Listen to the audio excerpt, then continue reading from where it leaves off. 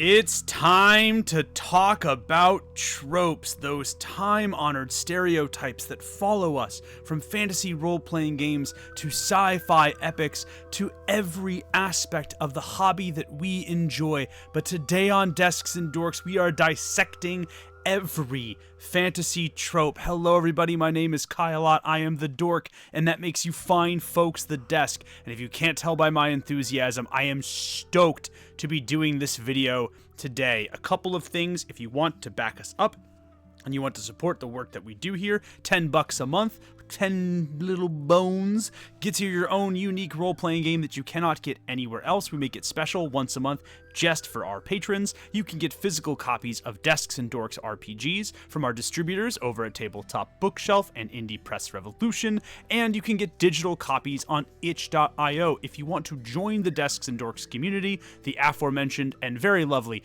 Dad Bod.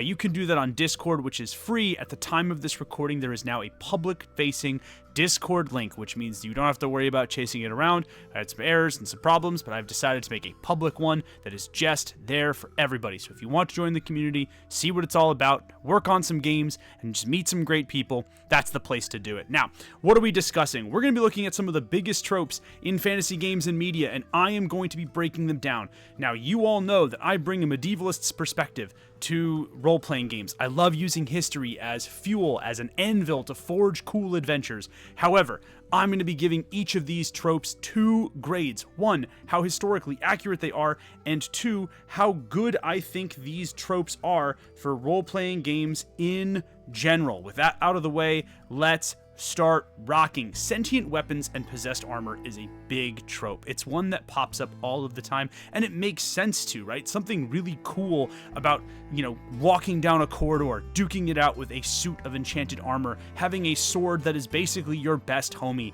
Or if you're like me and you grew up playing Soul Calibur, you might be absolutely incensed that Soul Edge and its aforementioned wielder, the German knight aforementionedly named Nightmare, haven't got as much attention as they should have. Or maybe, like me, you were horrendously addicted to Castlevania when it came out, and you thought Alucard's possessed sword, its sentient weapon that obeyed his telekinetic commands, was a really cool concept. But here's the thing, the real history of living weapons is muddied, so to speak. There's quite a bit of, well, let me put it this way. There are weapons that do have living properties. For example, in the 16th century, you have the Ryu Jingubang, which is one of the nails of God, essentially. This is a staff that goes with Sun Wukong in the Journey to the West stories. So again, this is one of the oldest examples of a sentient-ish weapon. And I say sentient-ish because Ryu Jingbang's big ability is that it can actually transform its height, its size, its weight, its width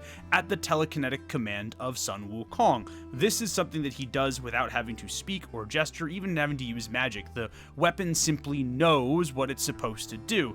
But that doesn't feel quite right to like the possessed weapon that we understand it to be in fantasy media, right? This isn't like something that's alive and talks or that has an agenda of its own in the same way that the weapons that we might think of. No, there's another one that's Tirfing, which is a sword that essentially drinks blood. This is a cursed blade, one of several cursed blades forged by the dwarves and used by Viking warlords throughout Norse myth and legend. Tirfing is one of 2 that once drawn must achieve something, right? But in Tirfing's case, it must feast on the blood of at least one enemy. That's an interesting concept, but it's not like Tirfing is talking to us. So where does this trope really come from? What's the origins of the possessed weapon? And the truth of it is that human beings have a really human connection to our weapons, and we tend to, not just with weapons themselves, but we tend to personify people in general, or personify inanimate objects as human, giving them human-like characteristics. One of the oldest mentions of this actually occurs in the stories surrounding Gilgamesh, the first hero of Sumerian myth and legend, or again, Babylonian myth and legend, depending on which translation you read. Now, in one of those dreams, he personifies the axe that he would carry with him on his many varied adventures. And again, if you read the text that's on screen, you will know that he loves this axe, probably second only to somebody like Enkidu, who is his favored companion and a real person. This, although, makes it human sounding, there's nothing to suggest that the axe that, Gilgamesh would use in those legends had human-like qualities to it. It's not that it was magical and had thought, it's that he prescribed human-like properties to it because he depended on it. And in fact, this pops up all of the time in the Middle Ages, which is important because a lot of fantasy is based on the Middle Ages. There was superstition that a knight had to be present for the forging of a sword, and that in doing so, a part of their being would be imbued in the blade itself. Now, this is apocryphal. We don't know exactly where this particular legend came from, so we don't know if it's true or not. Obviously, it's an apocryphal legend, but it's an interesting one because it's gained some popularity in recent years, which shows that even if it's not fully functional in a historical sense, it shows that people want to believe that there is a part of us, a human-like quality to the tools and the weapons that we use. And this is also equally true for armor as well, where knights or mercenaries would actually describe their armor as being dependable, right? Steel can't be dependable. It's not something that you can actually trust to do the groceries, but in this case, because you were trusting it to save your life, many of these people would prescribe human-like qualities to their armor, and in some cases passing down armor over and over again, not just because it was expensive, but because they genuinely believed that that given set of armor would protect the people they were passing it down to better than one of an applicable size and make. I think that's really cool. And by the way, it also goes to speak to the level of quality of medieval craftsmanship at the time, right? There is quite a lot to be said about putting your own heart and soul into a task, and many blacksmiths said that they kind of did that literal thing. A part of themselves is in the crafting of these weapons. So even if there isn't a legend basis or a folktale basis for a possessed weapon, it goes to the very human experience of trying to lend human qualities to the things that we love and depend on. And this is something we do today, by the way. This is a Marine Corps patch. This is my weapon. There are many like it, but this one is mine. If you talk to any of the Marines, who devil dogs, you guys are awesome, you'll know that they care about their guns. I had a couple friends who were in the Marine Corps, and they were like, if you touch my specific weapon, we are going to have a problem. No, I don't care that it's the only weapon that, there's a weapon that every other weapon we've got can match in specifications. This one is mine. And again, partially, I'm sure that's because they don't want to get in trouble or get flagged for ordnance or any of that kind of stuff. That is part of it. But some of my friends and some of the contemporaries that I've spoken to have no, it doesn't matter if the drill sergeant's going to come down on you or if there's going to be an investigation if you lose the weapon. For many of them, this is the tool that keeps them alive, and as such, they build a human-like bond to it. And it even goes to bigger weapons. I had the pleasure of actually touring the USS New Jersey, which is a decommissioned World War II era destroyer, with members of its crew who actually fought on the boat during several American conflicts. It was a really cool experience, and one of the things that they mentioned was that most boatswains and most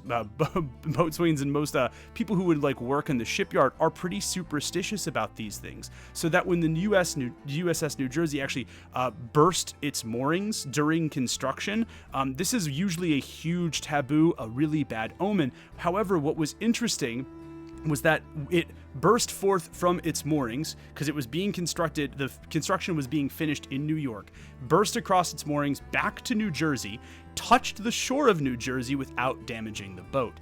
One of the people working on the ship actually remarked, it's not a huge deal because this isn't a curse, right? The USS New Jersey just wants to go home and kiss its homeland goodbye one final time before it goes to war. And people carried that kind of spirit with the boat as they sailed on it and as they fought on it. It was really cool to talk to these sailors about their experiences on board the vessel, because all of them said the same things about the USS New Jersey. As long as we cared for her, she was going to care for us. And what's really interesting is I just called a boat a she. A boat doesn't have a gender, but human beings tend to give human characteristics to stuff, right? Boats are girls for whatever reason, right? That's super fun. So it makes sense that we, in a fantasy parlance, when we're delving into folklore, would give weapons a human-like characteristic and quality. And what could be the logical extreme of that as a historian and as a nerd? It's of course we make possessed weapons. Of course we make sentient armor. Of course we make equipment that thinks and feels and talks and communicates. For crying out loud, we put eyelashes on VW bugs. What are we even doing here, right? We are destined to personify weapons. Look at this. Look at this and tell me that's not hideous, but people choose to do that. People spend money to do that. Astounding.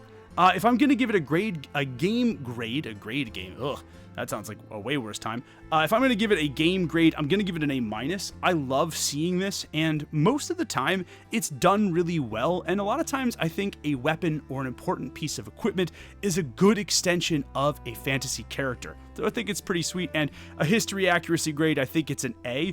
Yes, we don't have a set possessed weapon or sentient suit of armor, at least not one that I could find, so I'm sure someone in the comments is going to hit me with the actually. But actually, I want you to hit me with the actually. I'd love to read one where the characteristics of this are similar to the way that they are portrayed in fantasy media, because I couldn't find one. But even without that, I think this is such a unique, distinctly human experience of personifying those weapons that I think it makes tons of sense. Now we're going to go to meeting in a tavern. This is the stereotypical meeting place. This is every baby game master's first starting location. This is where you go to get information. This is where you go to find stuff for your next quest, a little bit of a helpful hint against a powerful enemy, what have you. But the tavern is synonymous in many ways with fantasy role-playing games. It was actually commemorated with this art here and a Magic the Gathering card called You All Meet in a Tavern,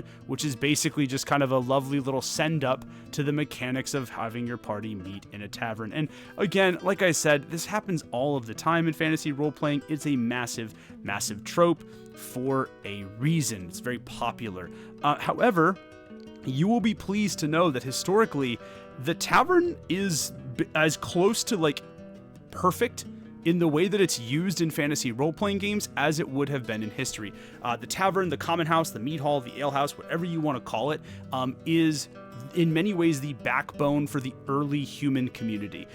In the Middle Ages, right, where the ability to build a large, well-appointed structure would have been really difficult, there's only a few people who could potentially afford a tavern, or in some cases, a village might come together, pool their resources, and construct a communal one.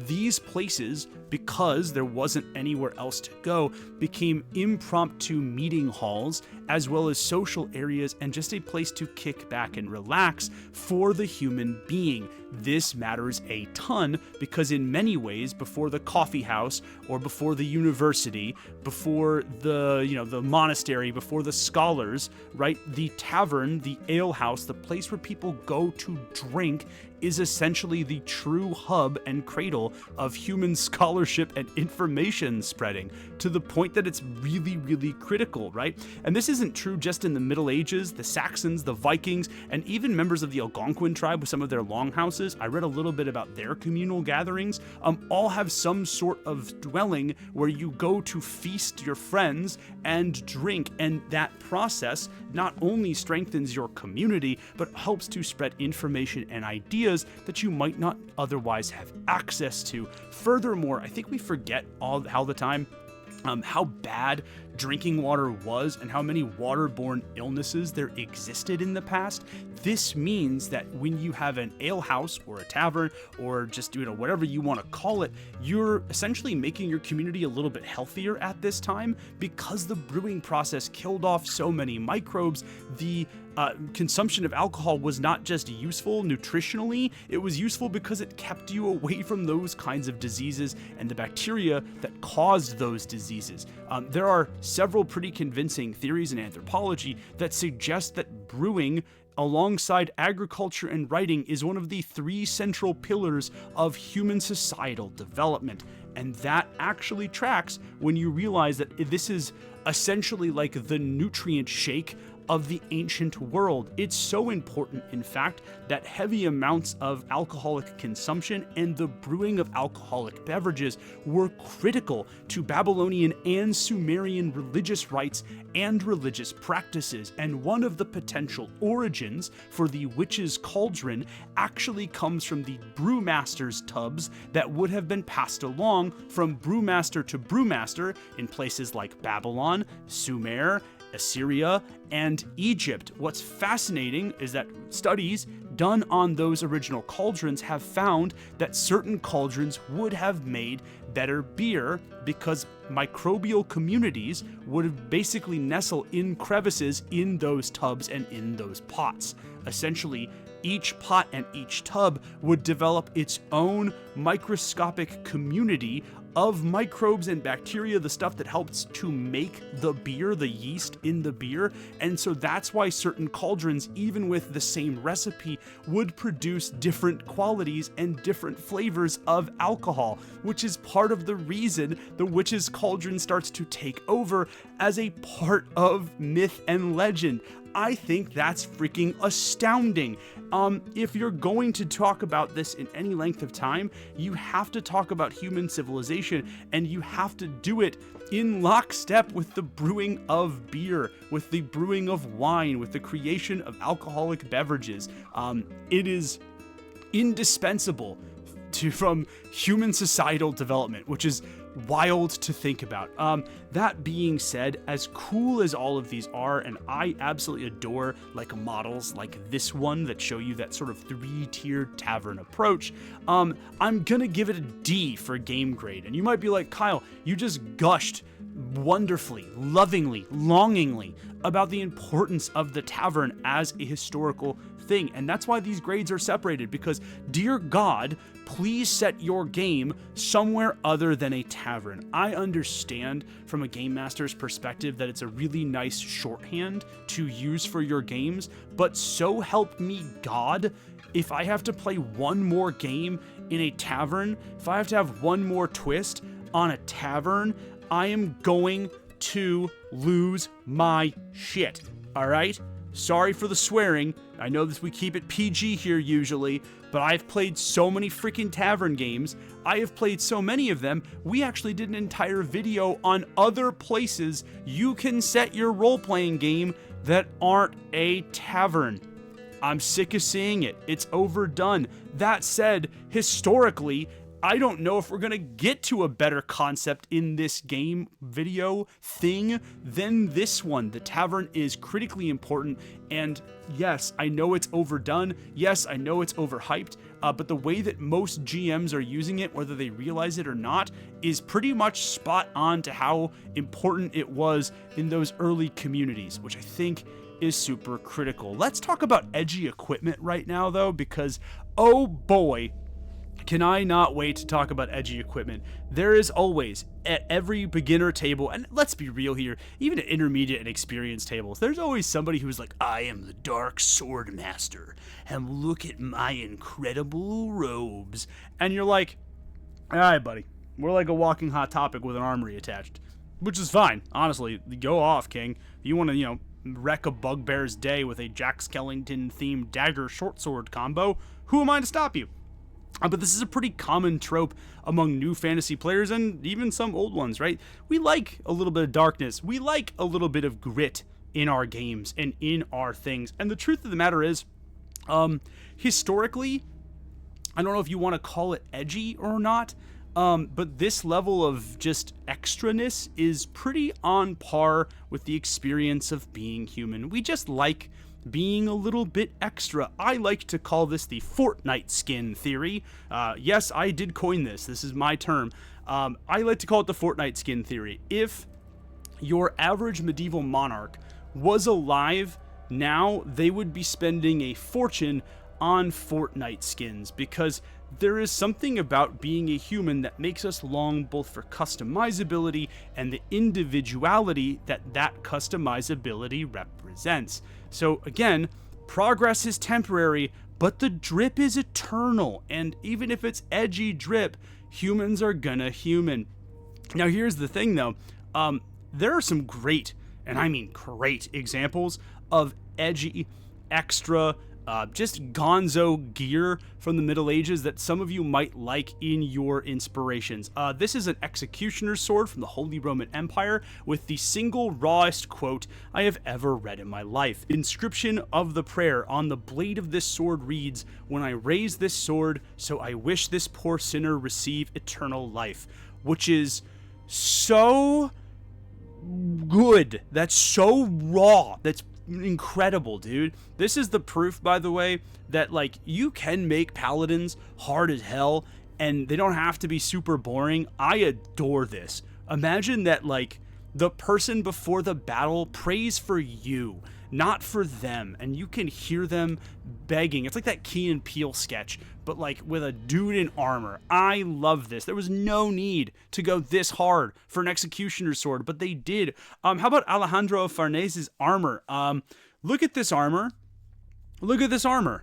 This is the premium battle pass. I spent $400 going whaling in Fortnite, level of get my mom's credit card armor that I've ever seen. This is incredible. Look at this. Look at the inlay on this. There are buildings and palaces that are less sumptuous looking than that breastplate.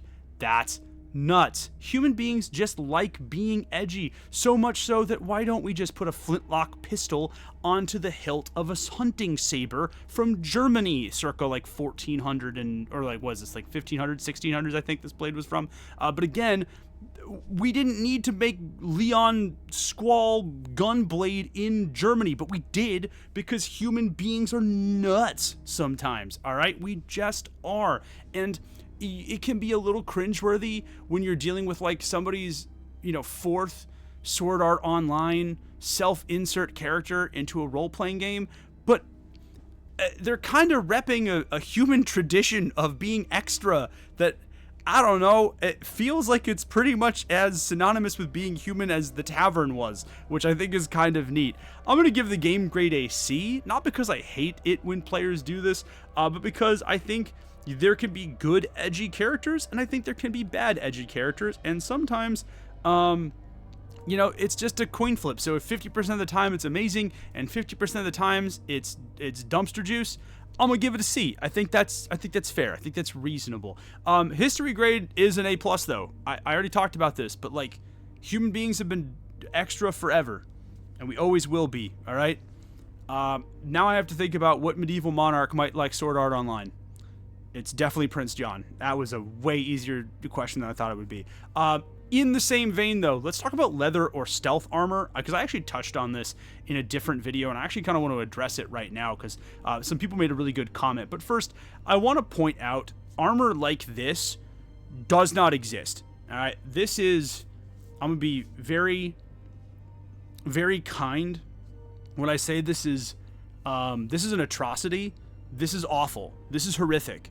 This, what you're looking at right now, this like Renaissance fantasy YA novel thing sucks. This is this is gross. Like, I'm physically uncomfortable looking at this. That's how bad this type of leather armor was. Not only did this type of armor never exist in this way, if you were to roll up with just plates of soft leather riveted together for no reason, you may as well just go in a t-shirt from the Gap. You're gonna have about as much effectiveness stopping any of the medieval weapons, and you'll probably have better movement in it. It's probably cheaper too, and it also probably doesn't make you look like a cheap AI generated TikTok drama character. This is garbage. That being said, though, leather armor did exist, as some people in the comments actually pointed out that they're like, hey man, just to let you know, leather armor does exist in China, and they're right to an extent, by the way. I actually got to do some cool research on this armor, which makes me really happy, because I don't really get to talk about medieval China or ancient China and its empire building very often as a Western-focused medievalist. So this was really cool. In fact, it's very similar to the lamellar armor of the Greeks, or in many cases, I don't want to call it brigandine because it's not quite what it is, but the steel-plated or steel-covered leather and cord-backed lamellar-esque armor of the late stage Roman army. So this isn't true leather armor in the sense that you and I would understand it in fantasy role-playing games. This is a stiff core of armor, or a stiff sheet of leather, usually either interwoven or placed over a linen core, and then having layered brass or metal plates put over it for protection. So it's not even true leather. If anything, this leather armor, is some of the noisiest stuff around, because oftentimes the plates, even when they were riveted, are hung in such a way that they will clatter and clank against one another. So the idea that you're going to do any amount of hiding in armor that is predominantly leather is patently ridiculous.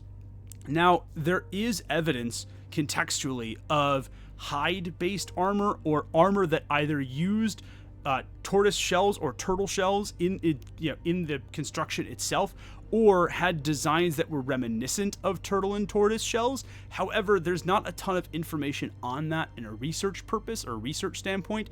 Obviously, it would be really hard for us to get access to hide armor because of the organic nature of the material. We would need to find it somewhere else. The closest I could find to this is actually, if you look at Otzi the Iceman, was a really famous preserved body of a Bronze Age traveler, or even I think he's pre-Bronze Age, just on the cusp of the Bronze Age traveler.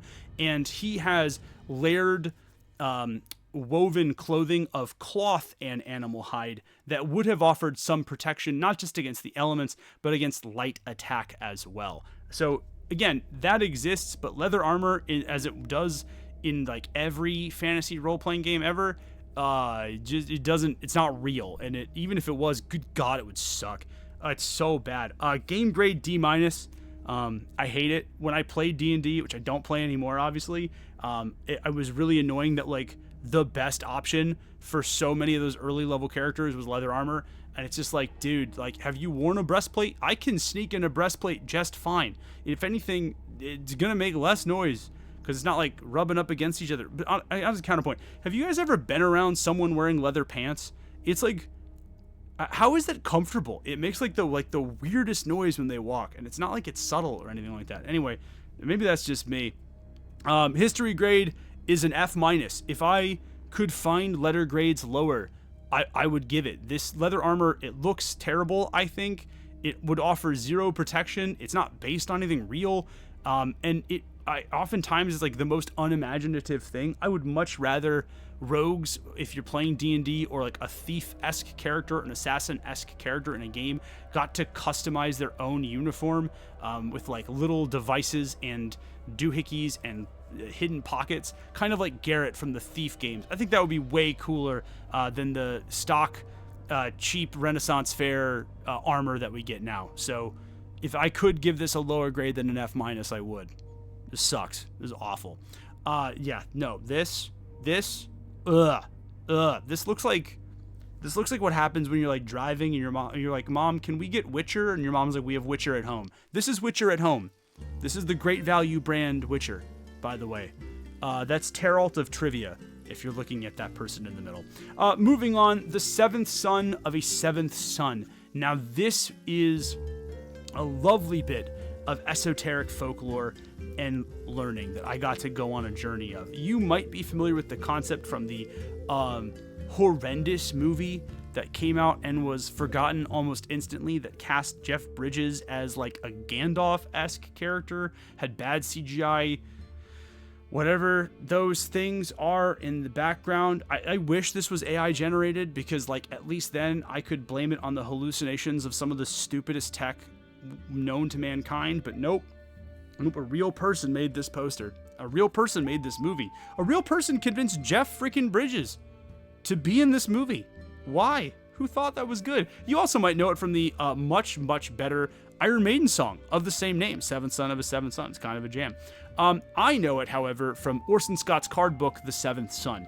And in fact, this tradition of the seventh son of a seventh son having some sort of power does not derive from medieval fantasy so much as it derives from something far older and far more ancient. For those of you who are, again, not in the know, the superstition is that if you are the seventh son in a unbroken line of male children, so there can't be a girl or a non-gendered person anywhere in between those, and then you have 7 children, also an unbroken line of 7 children, 7 male children, that son will have some sort of special power and ability. This is incredibly characteristic, not just of ancient legend, but has found a much greater life all of its own in modern-ish folklore. I know here in Appalachia, this is a legend that you hear not often, but does feel very part and parcel with some of the stories that I grew up hearing. So this is something that has ancient roots, but really started to take a life of its own,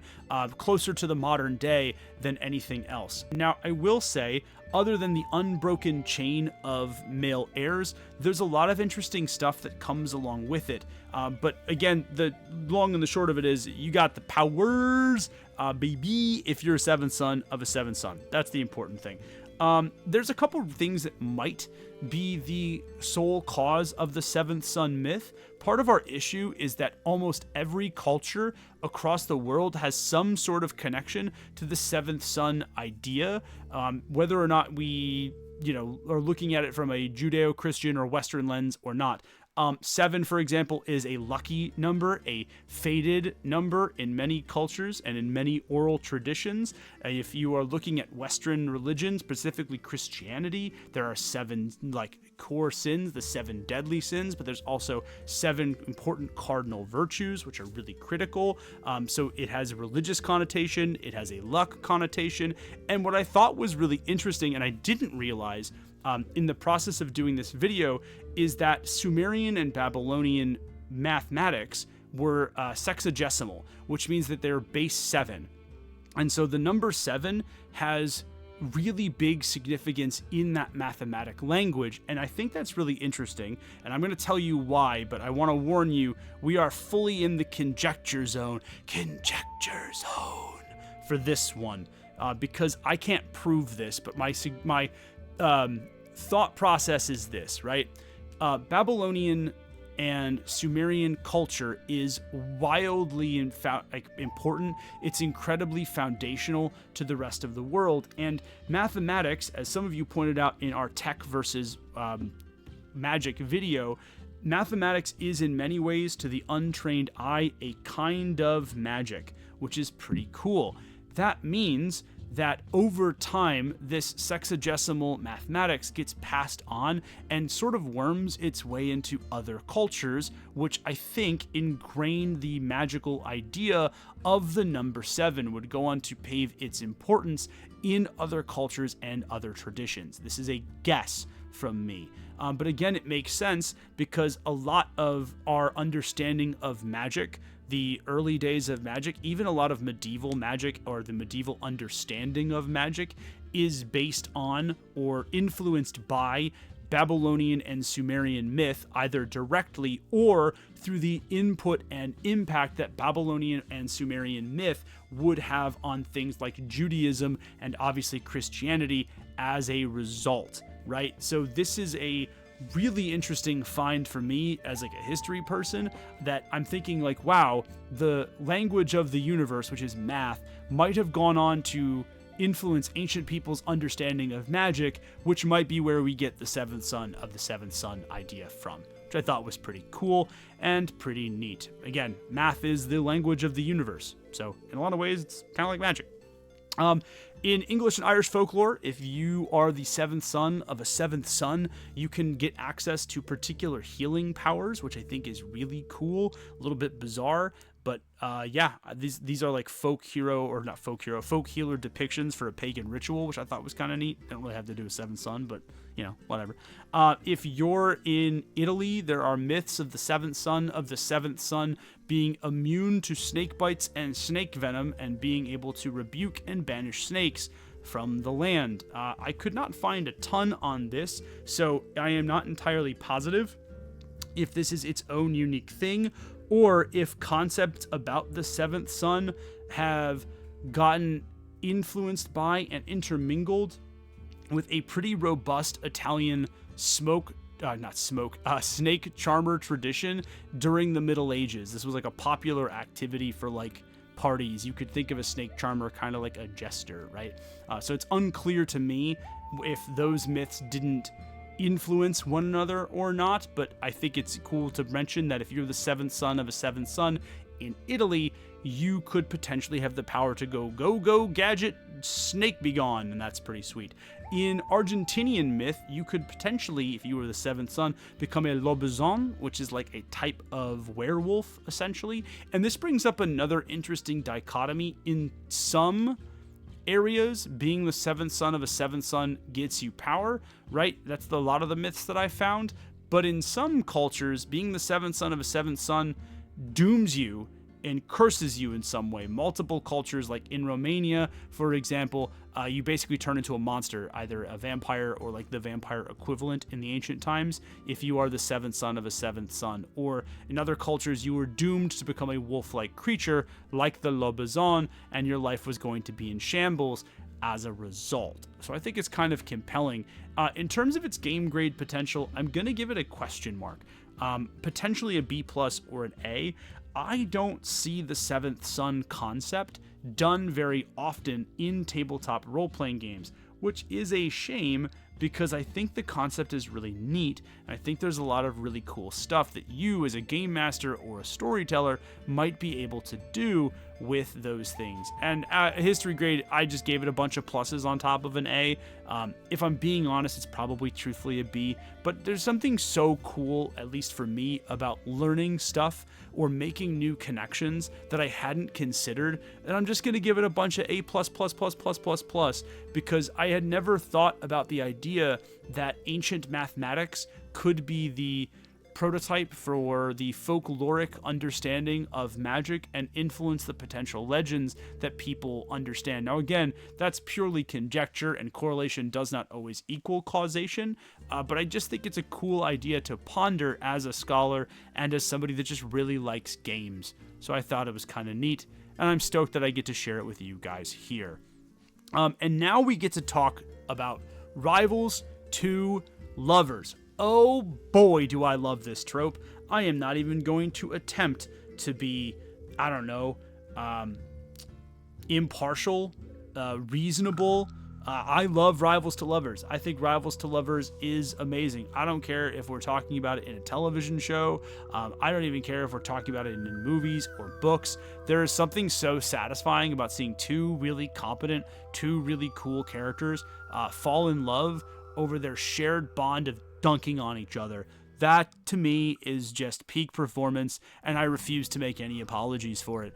That being said, however, there's some really interesting stuff that we could talk about, or why memory or enemies to lovers is such a compelling concept. The first thing has to do with the limbic system, which is the part of your brain that processes and understands a lot of critical emotion, but critically important to this conversation, anger and love essentially get processed in the same section of the brain. Now, for a while, I had heard this kind of theory that, if you love somebody, if you're really angry about somebody, you can't stop thinking of them. It's because those parts of your brain are close together. That's not true.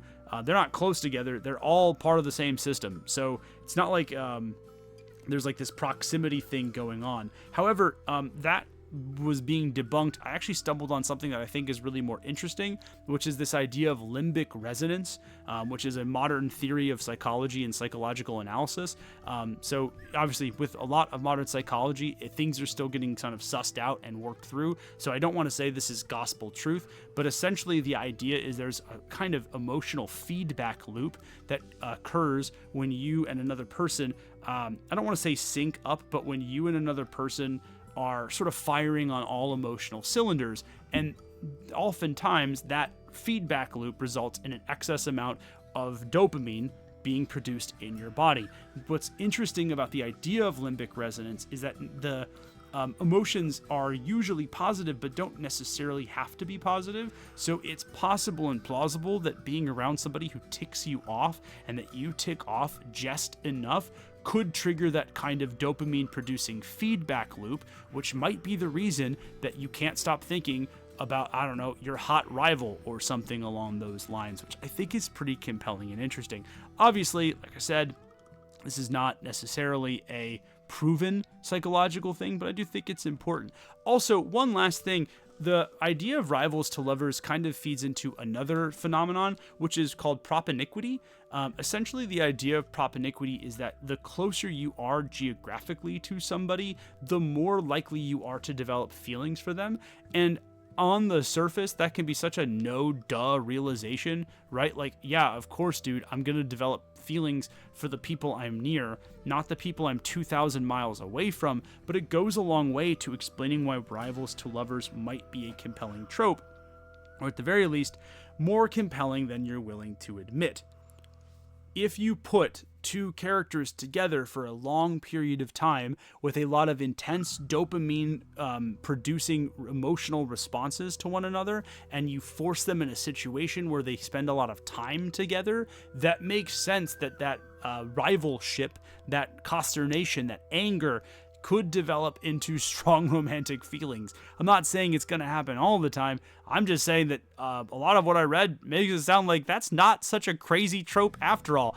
This is so weird how many of these tropes I fully expected were going to be debunked instantly, and the more I read about them, I'm like, nah, man. It's almost like people use tropes because they kind of keep seeing the same pattern. It's really intriguing. That being said, however, I'm going to give it a game grade of an A-, mostly because I didn't want to go full A or A+. There are some times where this trope just kind of falls flat if you don't do it well, if you don't have a good scene partner, or if people at the table aren't sort of on board with those kinds of games and those kinds of understandings. You definitely want to have the right crowd for it, but man, when the right crowd's got it, it's such a fun thing to have happen at the table. I've had it happen a couple times in games where I've run where characters have been like quote unquote in love, and it was really interesting because the players sort of played it beautifully, and it resulted in this like great tension at the table, which was really cool. It's another one of the reasons I always vouch for communication tools, because like there was a lot of conversation outside of that game to make that kind of function work, which was pretty neat. But man, if you can pull it off, it's amazing. History grade, I'm going to give it a C- too. Now, this might shock you because I just spent a whole time talking about, hey, this trope works. However, where the trope falls apart is the idea that the rivals to lovers last. And a lot of times, based on what I read, that doesn't necessarily seem to be the case, right? When propinquity stops working its wonderful, glorious magic, and when you realize there are other places to get the dopamine from, either consciously or subconsciously, a lot of those really heavy dopamine resonant relationships, if they're not built on a positive producing emotion or a positive feedback loop within that sort of dopamine production, those relationships will split apart and crumble. A lot of times this trope seems to be like, no, they'll last forever, and I feel like that's the exception and not the rule. However, it's a far more accurate trope than I thought it was going to be. I fully thought I was giving this another F-, so for this to jump up several letter grades for me, I think is pretty significant about how potentially plausible it is as a trope in your fantasy role-playing games. And this brings us to our final trope of today, the idea of sects of magicians. This is something that is synonymous not just with systems like D&D and Dragonlance, but basically every fantasy game that I can think of has some group of mages working together in some capacity to further their own nefarious ends. And it's a pretty popular trope for a reason. It's cool to have groups of wizards that have specific identities formed around the types of magic that they use and the goals of those individuals. Now, this is interesting because it actually stems from a real-world occurrence. Now, I don't mean real wizards in the real world, but I do mean people like court astronomers, court astrologers, fortune tellers, and hangers-on that would work in a sort of occult manner for different monarchs. It wasn't entirely uncommon for different courts, especially in Europe in the Middle Ages and later and beyond, to have individuals that would practice this kind of strange magic. And what was interesting is that over time, those individuals would form alliances or relationships with other members of court, which I think is partially where we get this idea of strange magical beings getting involved in palace intrigue, in palace politics, and creating organizations or factions that surround their own goals or their own ends. In the end, it seems that this relationship building, coupled with the internecine political infighting that is so common in the European courts, and courts pretty much everywhere that politics is involved, is where this idea of different sects of powerful wizards happens to come from. For a game grade, I'm going to give it an A. I really love political intrigue in my games. Obviously, I liked the Dragon Age role-playing game, for crying out loud. Nobody should be shocked that I like actual political intrigue in my games, but I also really think it's cool because you can experiment with those different factions and, have their goals, their abilities, and their desires interject or, at least connect with the players in different ways. In terms of a historical grade, it gets a B-. These aren't real magical practitioners, but I do like that it's based on this kind of occult personality that was so common in European courts. And with that out of the way, my friends, we have one last question to ask, which is wizard hat or wizard hood? This was brought up and it doesn't really fit with the whole trope thing, but I was asked it. I did want to bring it up, and I'm going to go with wizard hood. Traveling capes were pretty common, and if you wanted to blend in, it's a decent way to do it. So I'm a much bigger fan of the wizard hood because it's designed to blend in with the populace, which is ostensibly something that you would like if you were a magic spellcaster, as opposed to something like the wizard hat, which is designed to let you stand up, or stand out, I should say. One of these is a Halloween costume, and the other one is a functional bit of equipment, so I'm always for the wizard hood rather than the wizard robe. And with that out of the way, I want to say one more thing. If you guys can get this to 500 likes, I will do the rest of the tropes that we got from this. As much as I want to do all of them, this video is already entirely long, and actually took me a while to research some of the different tropes and some of the different origins for them, but if this gets 500 likes, I will be happy to do so, and happy to delve into the remainder of the tropes. There were a lot of good ones that I had to leave on the cutting room floor for this video, so if you want to see that done, maybe next week, who knows, 500 likes and that will make that happen. With that out of the way though, a couple things. Again, if you want to support us, Patreon, $10 a month, it's a huge help. And get yourself a special role-playing game you can't get anywhere else. Tabletop Bookshelf and Indie Press Revolution if you would like to purchase physical copies of the role-playing games that Desks and Dorks publishes. And of course, you can get stuff on itch.io or join our community on Discord absolutely free. But with that out of the way, I have to thank the people that helped make this possible. Dionysus, Chris Bates, Agile Monk, Kavadi, Alex.vksh, Solution, Stefan Berceau, Brian, Gorbino the Great, Papa Dinosaur, Dramatic Orbital Strike, Chris Mayer, Darth, Arcane Bard, Commander Unidentified, Darjeeling Trailblazer, Carl Agius, David Z, Michael Torres, Talath, and Veraldar, who, by the way, sorry again, Veraldar, for missing you for all of those, the last posts. I really appreciate your patience getting you back on this list. But I do have to thank my YouTube patrons as well: Ro.kn, Gaming Gambison, Agile Monk, Joshua Williams, Green, Artemis, Marcus Miller, Samuel Putnam, Seralder, Chandler Dwyer, Sir Goldschmidt, Jakob, Marcus Miller, Krebo, Teddy, Raymond Jang, Brody Strumpf, Up, Down, Down, Left, Right, Ryan D, and Thunderdash. You are all absolutely amazing. But until next time, folks, I am Kyle for Desks and Dorks. You have all been absolutely amazing, and I'll see you in the next one. Peace.